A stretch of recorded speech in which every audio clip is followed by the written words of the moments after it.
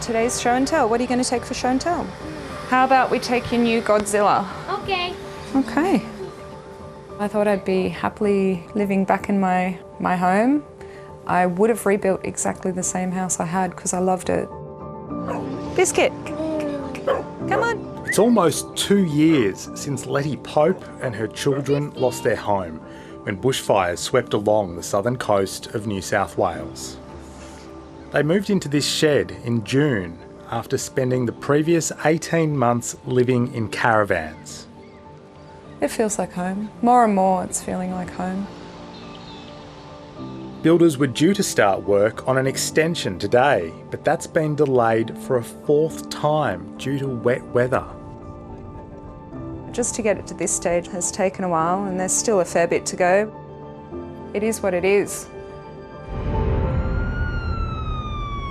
Entire communities have been absolutely traumatised, and there could be worse to come as the weather looks terrible this weekend. About 1,000 homes were destroyed throughout the South Coast region, and many more sheds, outhouses and businesses on top of that. Local councils say most haven't rebuilt. I've had those moments of, shedding a few tears. It's normal. I've had quite a few of those moments. I can see we're going to be in this for a long time. Letty's house once stood on the same site. She didn't realise it was underinsured until after it was destroyed. This was supposed to be just a temporary thing until I built a house, but I simply don't have the funds to build a house. Lorena Granados has sold leather goods in the tourist town of Mogo for almost 2 decades. She finally bought and moved into her dream shop 4 months before it was destroyed. I've been driving past it for 25 years and it was my favourite looking building in the town. So it was like realising my fairy dream. It was only short-lived, 4 months. Lorena didn't have enough insurance to rebuild that dream property. She'll just be happy to get out of her demountable store. A shortage of tradespeople means work won't start for at least another 6 months. I've spoken to pretty much all the builders in our area.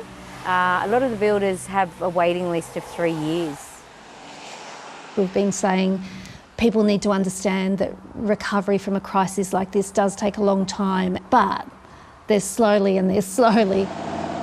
Deborah Summer is helping to lead the region's recovery, serving on several rebuild committees. She's surprised by how long some work has taken.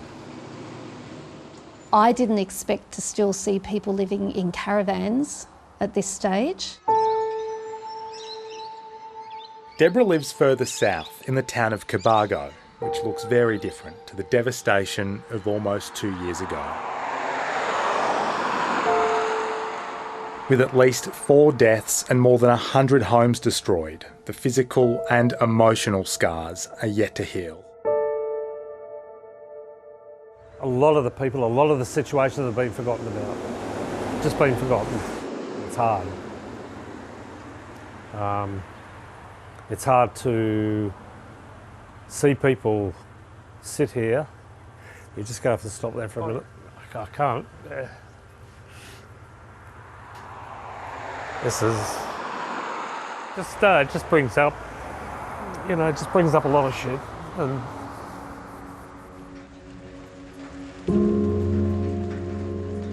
basically, a bit of recycled corrugated iron attached to a steel bike frame that comes from... This is the bathroom Murray Quant built after his property just outside Cobargo was ravaged. And in winter, when we get our big winds out of the southeast, that is not a very friendly place to be when you want to have a shower. Those winds also make living in a caravan that much harder for Murray and partner Ali as they navigate the state's planning system to rebuild. It rocks, it shakes, so it wakes us up instantly from any sleep. And so the wind blows for 2 or 3 days and you're running on empty. okay. The donors from the US have seen on the news the fires. It's like, we want to get down here and do something for the communities in Australia. US charity All Hands and Hearts has just finished its first Australian project, installing showers and toilets for people still without decent bathroom facilities, like Murray and Ali. This has just been incredible, you know, many days spent crying, happy tears, yeah. I even hugged it at the end of last time. Love you. Yeah, we can't thank everybody enough.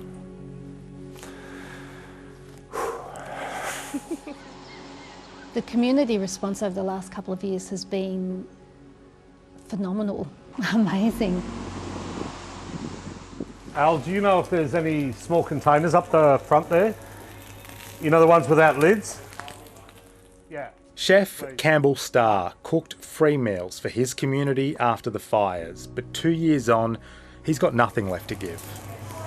Very draining. You get home and seriously you sit down and you just go, oh my God, how long is this going to go on for? You know, it does take a toll on your personal life too. Campbell only opened his cafe about 6 months before the bushfires hit, quickly followed by the pandemic. Today's his last day of trade before shutting up shop. It's come down to the time where enough is enough, you know. Your body's just saying no more, no more. But I'd rather go out on a high note than a low note, you know, so yeah.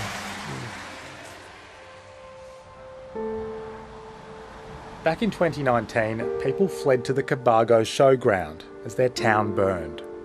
I mean, we were surrounded, it was coming from every direction. It was sheer luck that we didn't lose anyone here in the showground. Deborah's been lobbying for a purpose-built bushfire evacuation centre there. The bushfire refuge was going to be built here, on this land here. The community's first funding application to the state government was unsuccessful. It's now looking for federal funding and is eyeing off a $4 billion Commonwealth Natural Disaster Fund established just before the fires. But a parliamentary committee recently heard it's been earning interest but hasn't supported any bushfire projects. What good has this fund done the Australian community if 2 years after it was created it hasn't spent a cent? So we haven't had to use this particular fund. We've used other methods to fund and support recovery and response to natural disasters. The Commonwealth says it's spent more than $2 billion on Black Summer recovery. In terms of that money, we need access to it and access to it now so that we can start planning for the next event. In Mogo, Letty Pope and her family are trying to keep the silver linings in mind as they continue building their new life. Every little thing has been a victory for us, no matter how small it is. I think I've used up all my bad luck now, and it's only good from now on. That's how I look at it.